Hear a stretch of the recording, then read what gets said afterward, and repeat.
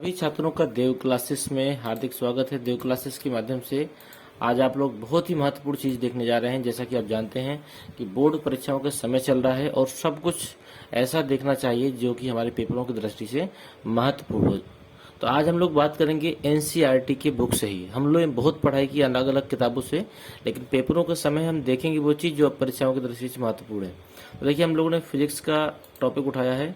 Physics का पहला अध्याय आपका प्रकाश का परावर्तन और अपवर्तन, इस पे आज हम लोग चर्चा करने जा रहे हैं। तो देखिए, इसमें बहुत सारी चीज़ें आप देख पा रहे हैं कि इसमें आपको लिखा है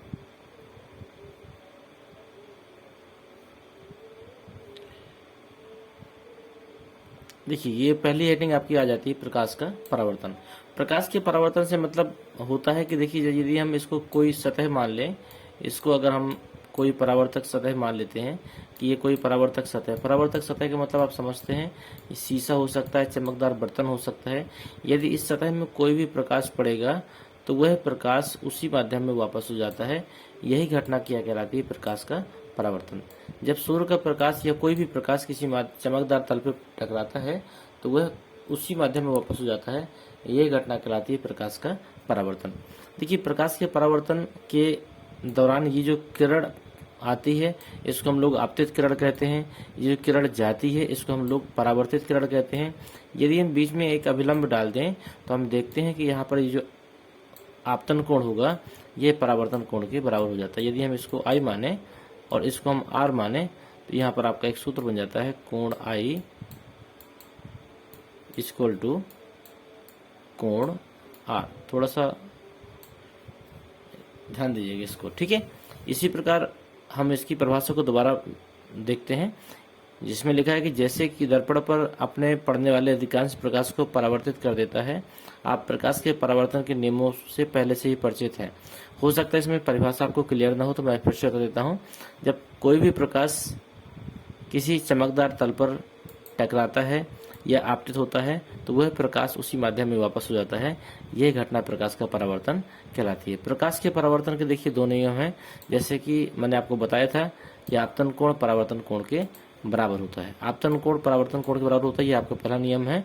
और दूसरा नियम था आपतित किरण जो कि आने वाली किरण थी, और दर्पण की आपतन बिंदु और अभिलंब परावर्तित किरण ये सभी एक ही तल पर होते हैं। ये आपका एक तरीके से देखा जाए तो ये मोस्ट इंपोर्टेंट प्रश्न है, ठीक है। इसके बाद में देखते हैं इस अध्याय में क्या महत्वपूर्ण है। गोली दर्पण। गोली दर्पण किसे कहते हैं? तो गोली दर्पण का मतलब होता है यदि हम कोई भी खोखला गोला लें, ये हमारा खोखला गोला है, और इस खोखले गोले को यदि हम काट कर अलग कर दें, ठीक है, तो इससे जो दर्पण हमें प्राप्त होगा ये क्या कहलाएगा? गोली दर्पण। लेकिन इस दर्पण की खासियत है या तो इसके बाहरी सतह में पेंट होगा और या तो फिर इसके आंतरिक सतह में पेंट होगा। तो इसका मतलब आप समझ गए होंगे, गोली दर्पण तो समझ गए, लेकिन गोली दर्पण के भी दो प्रकार हो सकते हैं। एक ऐसा प्रकार जिसके आंतरिक पृष्ठ में पेंट हो, और एक ऐसा प्रकार जिसके बाह्य पृष्ठ में पेंट हो। तो इसमें लिखा हुआ है गोली दर्पण का परावर्तक पृष्ठ अंदर की ओर या बाहर की ओर वक्रित होता है। ये बात आप समझ गए होंगे। यदि हम इसको गोली दर्पण माने, ध्यान से देखिएगा, यदि ये हमारा गोली दर्पण है, ठीक है, तो इसका आंतरिक पृष्ठ जो है ये वाला कहलाएगा और बाहरी पृष्ठ ये कहलाएगा। तो इसमें कहता है कि आंतरिक पृष्ठ या बाहर की ओर, मतलब अंदर की ओर या बाहर की ओर वक्रित हो, तो ऐसे दर्पण को हम लोग क्या कहते हैं? गोली दर्पण कहते हैं। इसमें ध्यान दीजिएगा, गोले के केंद्र की ओर वक्रित हो, अर्थात जो पृष्ठ होगा जो गोले के केंद्र की ओर वक्रित हो वो अवतल दर्पण कहलाएगा। यदि भाषा समझ में नहीं आई तो आप समझ लीजिए कि ऐसा दर्पण जिसका बाहरी पृष्ठ जो है वो पॉलिश किया हुआ हो और अंदर का पृष्ठ जो हो वो आपका चमकदार हो। मतलब ये पृष्ठ आपका चमकदार हो और ये जो पृष्ठ है आपका ये अगर पॉलिश किया हुआ हो तो आप समझ लीजिएगा ये दर्पण कैसा होगा? अवतल दर्पण कहलाता है। और उत्तल दर्पण ठीक उल्टा हो जाता है। उत्तल दर्पण में ठीक उल्टा क्या हो जाता है कि मैं बना के दिखाता हूँ आपको। उत्तल दर्पण में यदि मैं इस प्रकार का कोई दर्पण लें और अंदर की सतह यदि हम पेंट कर दें तो बाहर की सतह कैसे हो जाएगी? उत्तल दर्पण को। आप लोग उत्तल दर्पण को जानते भी होंगे। उत्तल दर्पण यदि आपके पास बाइक है, कार है या फिर कोई भी वाहन है तो आप देखते होंगे साइड में जो शीशे लगे होते हैं वह शीशे आपको उत्तल दर्पण के ही होते हैं, ठीक है। और अवतल दर्पण को यदि आप नहीं जानते हैं तो मैं बता दूं, यह दर्पण ज्यादातर आपको मिलेगा कहाँ? जहाँ पर पार्लर का काम होता है या फिर जहाँ पर शेविंग या फिर नाई जो होते हैं इनके यहाँ अवतल दर्पण का प्रयोग होता है, क्योंकि ये छोटे प्रतिबिंब को बड़ा बनाकर इसमें दिखाते हैं।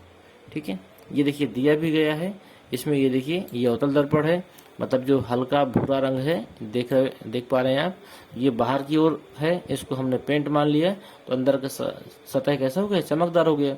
इसलिए इस सतह को हम लोग क्या कह सकते हैं, इस दर्पण को अवतल दर्पण।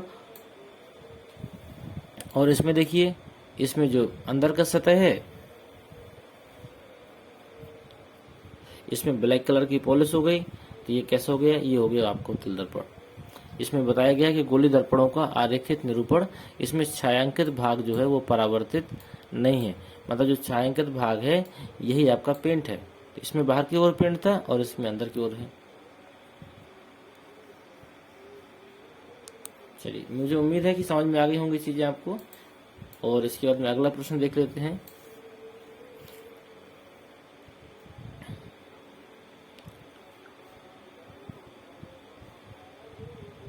अब देखिए इसमें कुछ एक प्रश्न ये बनता है, मुख्य फोकस किसे कहते हैं। ये देखिए इसमें मुख्य फोकस पूछ रहा है कि मुख्य फोकस किसे कहते हैं।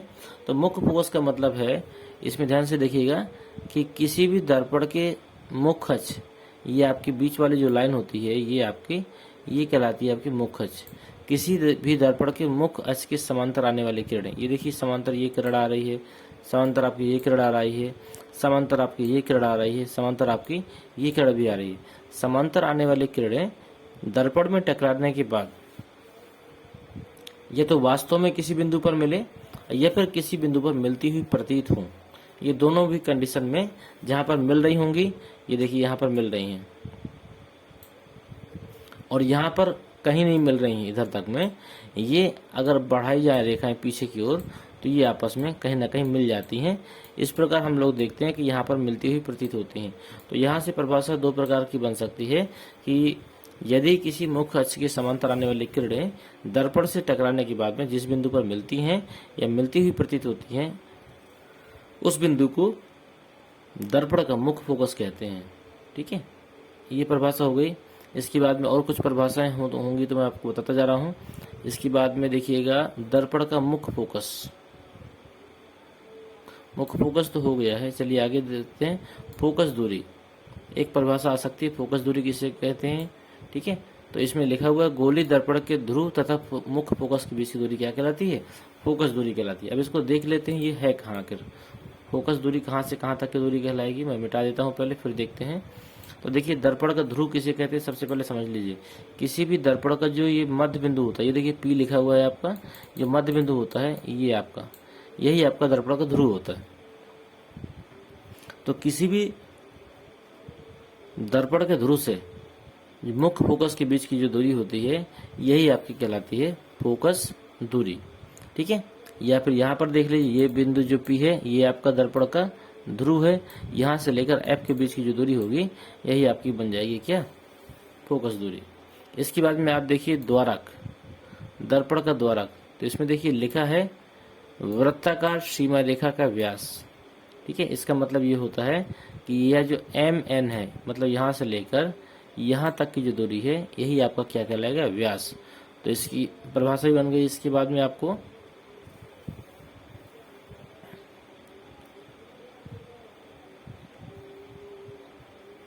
और देखते हैं क्या खास चीज़ें जो इसमें आ सकती है आपकी। ये हम एनसीईआरटी से देख रहे हैं ताकि आपको समस्या ना हो बिल्कुल भी। देखिए अवतल दर्पण का उपयोग देख लीजिए। अवतल दर्पण का उपयोग कहाँ कहाँ होता है, अवतल दर्पण का उपयोग होता है टॉर्च में, सर्चलाइट में, वाहन में, अग्रदीप में प्रकाश का शक्तिशाली समांतर किरण पुंज प्राप्त करने के लिए, और इनका जो प्रयोग होता है चेहरे का बड़ा प्रतिबिंब देखने के लिए शेविंग दर्पण के रूप में किया जाता है। दंत विशेषज्ञ मतलब दांत के डॉक्टर अवतल दर्पण का प्रयोग मरीज के दांतों को बड़ा प्रतिबिंब देखने के लिए करते हैं। इसके बाद में हम देख लेते हैं इसमें आगे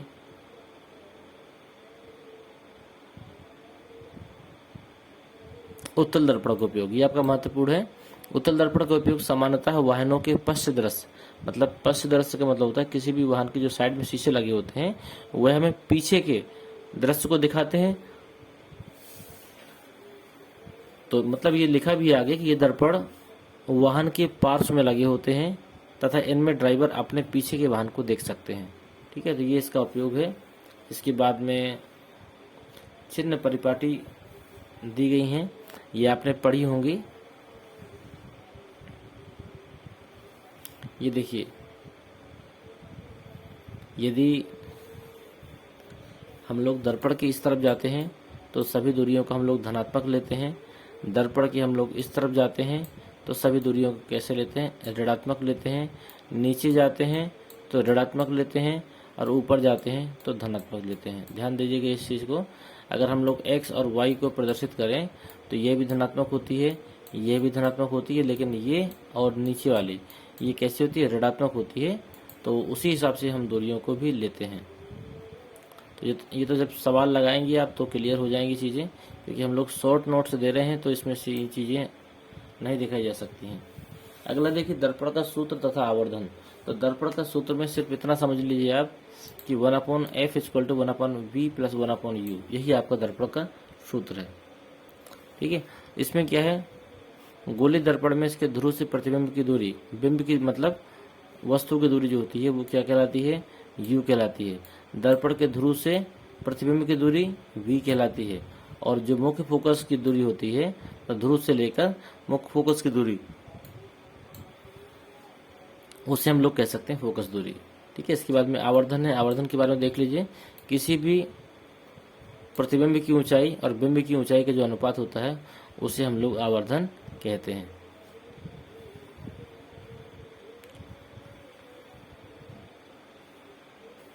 अब देखते हैं प्रकाश का अपवर्तन। प्रकाश के अपवर्तन में क्या है कि यदि हमने कोई एक माध्यम ले लिया, यहाँ पर फर्स्ट माध्यम है, ठीक है, ये फर्स्ट माध्यम है,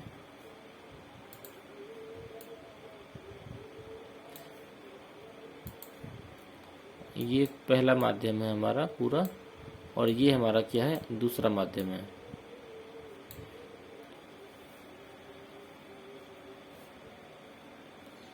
ठीक है, यदि हम यहाँ पर कोई प्रकाश की किरण डालते हैं तो प्रकाश की किरण किसी भी सतह से यदि एक माध्यम से दूसरे माध्यम में प्रवेश करती है तो वह अपने अभिलंब से या तो दूर हट जाती है और या तो फिर क्या है, पास हो जाती है अभिलंब के। ये दोनों कंडीशन अगर होती है तो हम कह सकते हैं विचलित होना। यदि प्रकाश की कोई किरण अपने एक माध्यम से दूसरे माध्यम में जाते समय अपने अभिलंब से कुछ विचलित हो जाए तो यह घटना प्रकाश का अपवर्तन कहलाती है। इसमें भी देखिए दो नियम होते हैं, इसमें लिखे भी होंगे, नहीं है, चलो मैं बता देता हूँ, इसमें शायद नहीं दिए गए हैं, इसको हम बता देते हैं। प्रकाश के अपवर्तन का पहला नियम क्या है, पहला नियम में आप कह सकते हैं प्रकाश के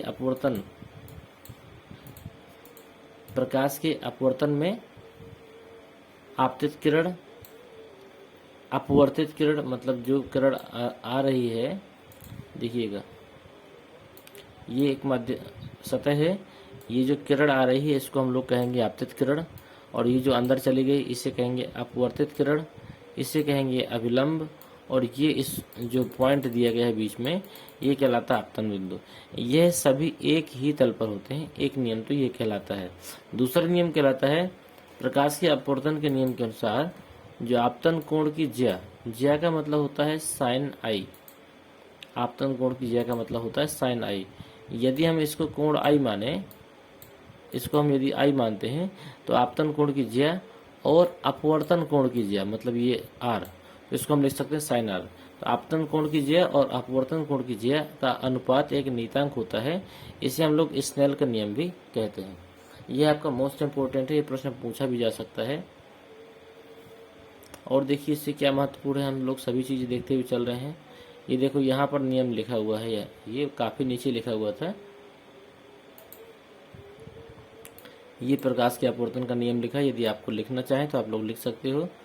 प्रकाश के अपवर्तन, ये परावर्तन लिखा है, ये परावर्तन नहीं है, यहाँ पर अपवर्तन है। ठीक है, यहाँ पर पहला नियम है आपतित किरण, अपवर्तित किरण तथा दोनों माध्यम को पृथक करने वाले पृष्ठ के आपतन बिंदु पर अभिलंब सभी एक ही तल पर होते हैं।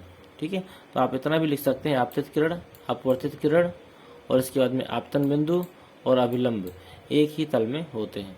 इसके बाद में दूसरा नियम देखिए, मैंने बताया भी था आपको, प्रकाश के किसी निश्चित तरंग तथा निश्चित माध्यम को युग्म, ये एक कठिन परिभाषा है, आप सीधे सीधे कहिए प्रकाश के अपवर्तन के नियम के अनुसार आपतन कोण की ज्या तथा अपवर्तन कोण की ज्या का अनुपात स्थिर होता है, यह नियम स्नेल का नियम कहलाता है। इसकी आसान सी परिभाषा है, ये इसका सूत्र दिया गया, इसको लिख लीजिएगा आप। इसके बाद में देखते हैं आगे क्या है। अब इसमें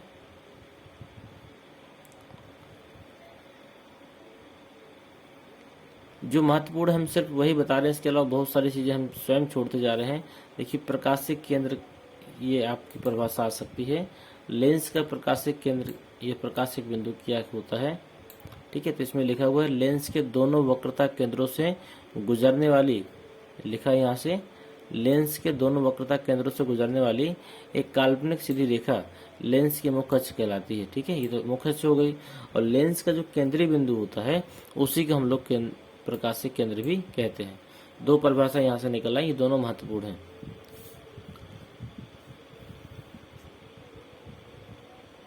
इसके बाद में देखिए और क्या चीज दी गई है।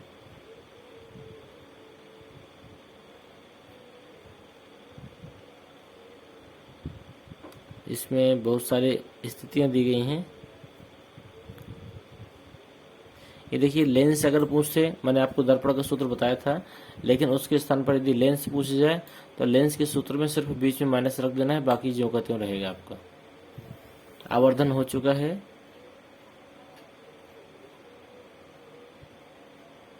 लेंस की क्षमता मैंने आपको बताई थी, किसी भी प्रकाश किरण को अभिसारित या अपसारित करने की जो क्षमता होती है वही लेंस की क्षमता कहलाती है।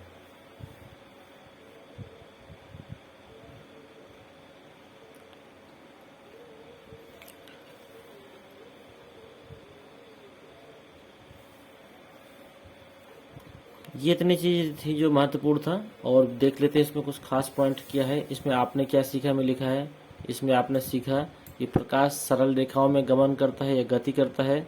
आपने सीखा कि दर्पण तथा लेंस वस्तुओं के प्रतिबिंब बनाते हैं, दर्पण भी वस्तुओं के प्रतिबिंब बनाता है और लेंस भी बनाता है। और बिंब की स्थिति के अनुसार प्रतिबिंब वास्तविक या आभासी हो सकता है। सभी प्रकार के परावर्ती पृष्ठ परावर्तन के नियम का पालन करते हैं। परावर्ती का मतलब जितने भी पृष्ठ जिनका एक तरफ चमकदार हो और एक तरफ आपका खुरदरा हो या फिर पेंट किया हो, तो ऐसे सभी पृष्ठों को हम क्या कह सकते हैं, परावर्तक पृष्ठ कह सकते हैं। और इसी प्रकार अगला प्रश्न देखते हैं। गोली दर्पण तथा लेंसों के लिए नई कार्तीय चिन्ह परिपाटी अपनाई जाती है। यार ये पॉइंट महत्वपूर्ण नहीं है, लेकिन अगला पॉइंट आपका महत्वपूर्ण है। दर्पण का सूत्र देखिए, ये लिखा हुआ है, ठीक है। इसमें आपकी यू जो होती है वो बिंब मतलब वस्तु दूरी होती है, वी आपको प्रतिबिंब की दूरी होती है जिसमें हम वी लिखते हैं, तथा गोली दर्पण की फोकस दूरी एफ में संबंध दिखाता है। जो एफ है ये फोकस दूरी को दर्शाता है। अगला मोस्ट इम्पोर्टेंट पॉइंट है, इसे गोली दर्पण की फोकस दूरी उसकी वक्रता त्रिज्या की आधी होती है। अगला पॉइंट देख लीजिए आप, किसी गोली दर्पण द्वारा उत्पन्न आवर्धन प्रतिबिंब की ऊंचाई तथा बिंब की ऊंचाई का अनुपात होता है। मतलब आवर्धन जो होता है एम होता है, एम को हम लोग क्या लिख सकते हैं, प्रतिबिंब की ऊंचाई को आई लिख सकते हैं और बिंब की ऊंचाई को ओ लिख सकते हैं। तो यहाँ से आपका निकल आएगा। अगला है सघन माध्यम में विरल माध्यम में, सघन माध्यम से विरल माध्यम में तिरछी गमन करने वाली कोई प्रकाश किरण अभिलंब से परे झुक जाती है। तो विरल माध्यम में सघन माध्यम में विरल माध्यम से सघन माध्यम में तिरछी गमन करने वाली प्रकाश किरण अभिलंब की ओर झुक जाती है। ये खैर ये प्रश्न पॉइंट महत्वपूर्ण नहीं है आपका, ये पॉइंट सही है। प्रकाश की चाल कितनी होती है, 3×10⁸ मीटर प्रति सेकेंड होती है। इसके बाद ये लेंस का सूत्र याद रखिएगा। इसमें एक अगला पॉइंट महत्वपूर्ण है, किसी लेंस की क्षमता उसकी फोकस दूरी का व्युत्क्रम होती है। मतलब P बराबर 1/f सेंटीमीटर में है तो आप P बराबर 100/f कर सकते हैं। इसका जो मात्रक होता है डायोप्टर होता है। इसी के साथ हमारा ये अध्याय समाप्त होता है। मिलते हैं हम आपसे अगले अध्याय में, और उम्मीद करते हैं चीज़ें आपको क्लियर हुई होंगी, जितनी महत्वपूर्ण चीज़ें थी। धन्यवाद।